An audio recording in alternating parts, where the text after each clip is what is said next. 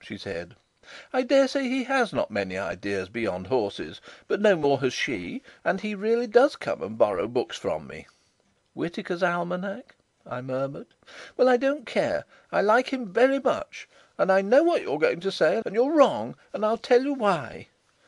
Here Mrs. Cadogan came into the room, her cap at rather more than its usual warlike angle over her scarlet forehead, and in her hand a kitchen plate, on which a note was ceremoniously laid forth.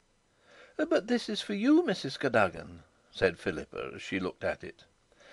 "Ma'am," returned Mrs. Cadogan, with immense dignity, "I have no learning, and from what the young man's after telling me that brought it over from Orsilas, I'd rather yourself read it for me than them girls."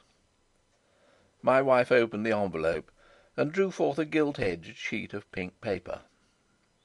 "Miss Margaret Nolan presents her compliments to Mrs. Cadogan," she read, "and I have the pleasure of telling you that the servants of Orsilas is inviting you and Mr. Peter Cadogan, Miss Mulrooney and Miss Gallagher," Philippa's voice quavered perilously, "to a dance on next Wednesday. Dancing to begin at 7 o'clock and to go on till 5. Yours affectionately, Maggie Nolan." "How affectionate she is!" snorted Mrs. Cadogan. "Them's Dublin manners, I dare say." "P.S.," continued Philippa. "Steward, Mr. Dennis O'Loughlin. Stewardess, Mrs. Mahoney." "Thoughtful provision," I remarked. "I suppose Mrs. Mahoney's duties will begin after supper." "Well, Mrs. Cadogan," said Philippa, quelling me with a glance, "I suppose you'd all like to go." "As for dancing," said Mrs. Cadogan, with her eyes fixed on a level with the curtain pole, "I thank God I'm a widow, and the only dancing I'll do is to dance to my grave." "Well, perhaps Julia and Annie and Peter," suggested Philippa, considerably overawed. "I'm not one of them that holds with loud mockery and harangues," continued Mrs. Cadogan. "But if I had any wish for drawing down talk, I could tell you, ma'am, that the like of them has their shares of dances without going to Orsilas. Wasn't it only last Sunday that I went following the turkey that's laying out in the plantation, and the whole of them hoisted their sails and back with them to their lovers at the gatehouse, and the kitchen maid having a Jew harp to be playing for them?" "That was very wrong," said the truckling Philippa. "I hope you spoke to the kitchen maid about it." "Is it spake to 'em?" rejoined Mrs. Cadogan. "No, but what I done was to drag the kitchen maid round the passages by the hair of the head." "Well, after that, I think you might let her go to Orsilas," said I, venturously. The end of it was that every one in and about the house went to Orsilas on the following Wednesday, including Mrs. Cadogan. Philippa had gone over to stay at the shoots, ostensibly to arrange about a jumble sale, the real object being, as a matter of history, to inspect the Scotch young lady before whom Bernard Shute had dumped his affections in his customary manner. Being alone, with every prospect of a bad dinner, I accepted with gratitude an invitation to dine and sleep at Orsilas, and to see the dance. It is only on very special occasions that I have the heart to remind Philippa that she had neither part nor lot in what occurred. It is too serious a matter for trivial gloryings. Mrs. Knox had asked me to dine at 6 o'clock, which meant that I arrived, in blazing sunlight and evening clothes, punctually at that hour, and that at 7 o'clock I was still sitting in the library, reading heavily bound classics, while my hostess held loud conversations down staircases with Dennis O'Loughlin, the red-bearded Robinson Crusoe, who combined in himself the offices of coachman, butler, and, to the best of my belief, valet to the lady of the house. The door opened at last, and Dennis, looking as furtive as his prototype after he had sighted the footprint, put in his head and beckoned to me. "The mistress says will ye go to dinner without her?" he said, very confidentially.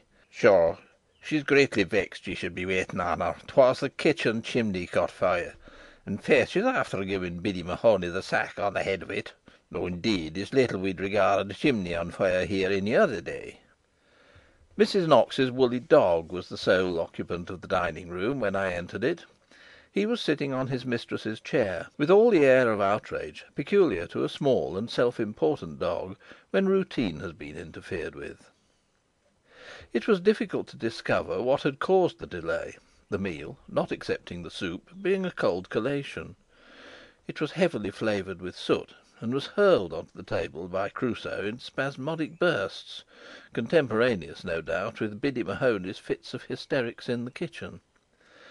Its most memorable feature was a noble lake trout, which appeared in two jagged pieces, a matter lightly alluded to by Dennis as the result of a "little argument" between himself and Biddy as to the dish on which it was to be served. Further conversation elicited the interesting fact that the combatants had pulled the trout in two before the matter was settled. A brief glance at my attendant's hands decided me to let the woolly dog justify his existence by consuming my portion for me, when Crusoe left the room. Old Mrs. Knox remained invisible till the end of dinner, when she appeared in the purple velvet bonnet that she was reputed to have worn since the famine, and a dun-coloured woollen shawl fastened by a splendid diamond brooch that flashed rainbow fire against the last shafts of sunset.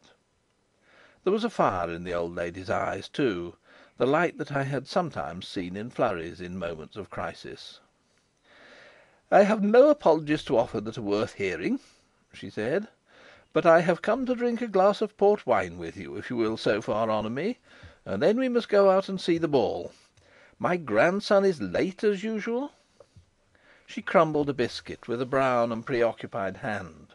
Her claw-like fingers carried a crowded sparkle of diamonds upwards as she raised her glass to her lips. The twilight was falling when we left the room and made our way downstairs. I followed the little figure in the purple bonnet through dark regions of passages and doorways where strange lumber lay about. There was a rusty suit of armour, an upturned punt, mouldering pictures, and finally, by a door that opened into the yard, a lady's bicycle, white with the dust of travel.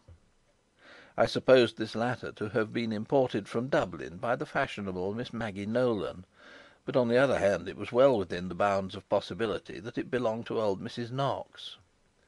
The coach house at Orsolas was on a par with the rest of the establishment, being vast, dilapidated, and of unknown age.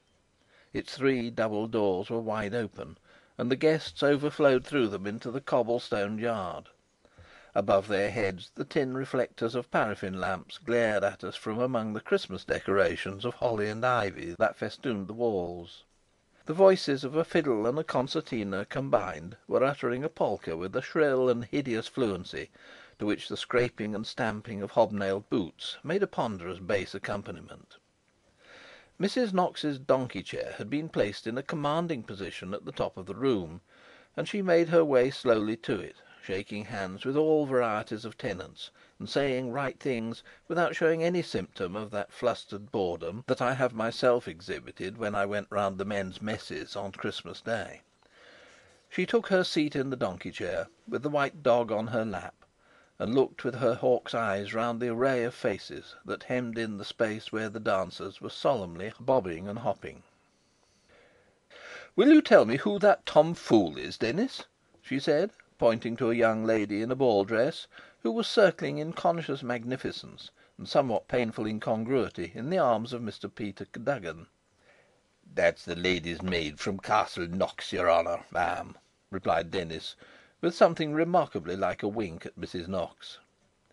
"When did the Castle Knox servants come?" asked the old lady, very sharply. "The same time your honour left the table, and... Hello, what's this?" There was a clatter of galloping hoofs in the courtyard, as of a troop of cavalry, and out of the heart of it Flurry's voice, shouting to Dennis to drive out the colts and shut the gates before they had the people killed. I noticed that the colour had risen to Mrs. Knox's face, and I put it down to anxiety about her young horses. I may admit that when I heard Flurry's voice, and saw him collaring his grandmother's guests and pushing them out of the way as he came into the coach-house, I rather feared that he was in the condition so often defined to me at petty sessions as "not drunk, but having drink taken." His face was white, his eyes glittered, there was a general air of exaltation about him that suggested the solace of the pangs of love, according to the most ancient convention. "Hullo!" he said, swaggering up to the orchestra.